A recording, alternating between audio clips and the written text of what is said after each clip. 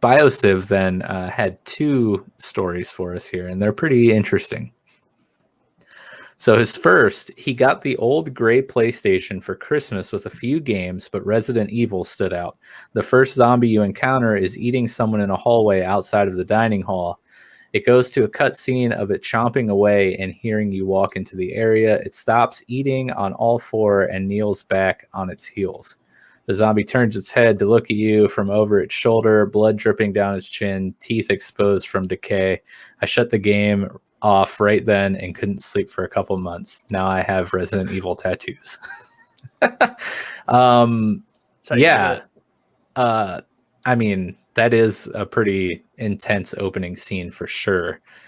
And it's kind of funny trying to think of this like on the PlayStation 1 and how we were probably like, oh my gosh, that looks so realistic, dude. Yeah, I like how he added the old gray PlayStation. Yeah. Because it is exactly that, old and gray. Yeah. But really it just kind of looks like a Minecraft character like turning around. But no, the Resident Evil games, like the first few were very terrifying. So I do not blame you one bit for taking those actions, that's for sure. Especially since you were probably a young whippersnapper when Resident Evil was out. So Resident Evil, that's one of the first games, if you think back to it, for a lot of people, it was the first game of like the high adrenaline intensity, slow moving, something's coming at you, you want to react faster, but the game just will not let you. Yeah. It's got a whole level of emotional intensity that can very easily lead to nightmares also. And man, they did such a good job with the mechanics, like the fixed camera, not being able to direct the camera is just terrifying on its own. Like you can only see what they want you to see, and you know that there's something there that's going to get you that you cannot see. And the ammo also very limited ammo, and you can't move while you're shooting. Like if you're gonna shoot, you're standing completely still, so you have to like. It's so intense. Like what is this? There's like 2 rounds in this magazine. Like what the hell's going on with this? Yeah, exactly. Yeah. It's immersive, but it's like claustrophobic. Mm-hmm. Yes, and that's the frightening part. Yeah, and that's what makes a great survival horror game. The limited resources and all the things that the game, like Jordan says, kind of just holding you back intentionally, but it just jacks up the intensity and the scariness, just in the anticipation of what might happen that you can't really control.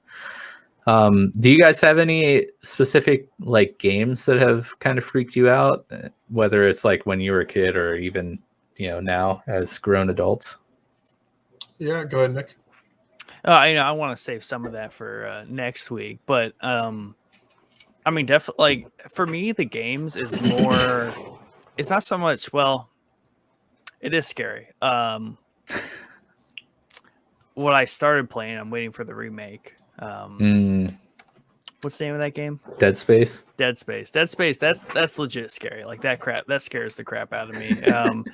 And that's because it's that whole like space claustrophobic, there isn't, because just the element of like you're screwed, like you can't just like run out of the building.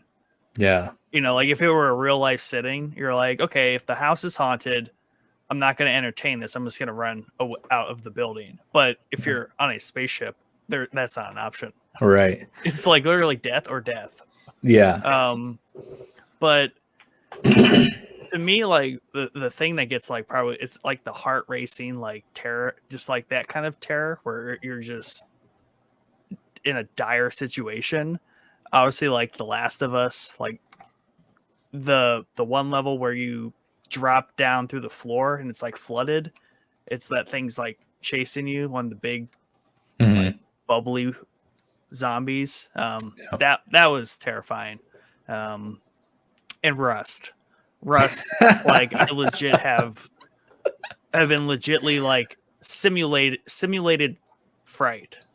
Like if there was supposed to be a simulation for like actually making you scared, that's the game. Rust, because it's the inner. I've said this before. Minecraft. and Minecraft. Yeah. They're those games like that are like the internet manifest, and the internet is full of psychopaths, and these psychopaths just latch onto these games and they act them out in these games. Now, does Minecraft have the like global voice where you talk and you can hear people within a distance? No, you're if you're in like the party, you're ready to go. I don't think it does. Actually, I've never played it outside of a party before, so I guess I can't answer that question. And they have everything now up to like, I mean, there's been 100 updates every month, feels like. So I don't know. I can't answer that completely for sure, but I feel like there's not. Rust has like proximity voice chat to where basically if you're 30 feet from me, I can hear you a little bit, and the closer you get, the louder it gets, and that's how you communicate. And it's all like that's the way DayZ was back in beta testing with it, and it was that game was it's like a zombie survival game, but the scariest thing are the people. And you hear the other people talking. Yeah. And I remember I was hiding with like in this tall grass with my friends, and we didn't have like a whole lot of resources. And these other guys came walking through, and you could tell by the conversation they were having, they're just dirt bags. You know what I mean? Right. Like, they're just absolutely, probably in real life, complete dirt bags. So the guys I'm playing with, they're like, that's how we gotta like, you know, like they like send me text like, don't say anything. And then Jordan just like, shoot. I can't remember. I think I put on the song "What About Love." Like I turned it up super loud into the microphone. So I was like, "What about love?" I just kicked into the chorus, and they just ducked into the high grass with us, like these other guys. They just hit the ground. So you're all hiding. Yeah.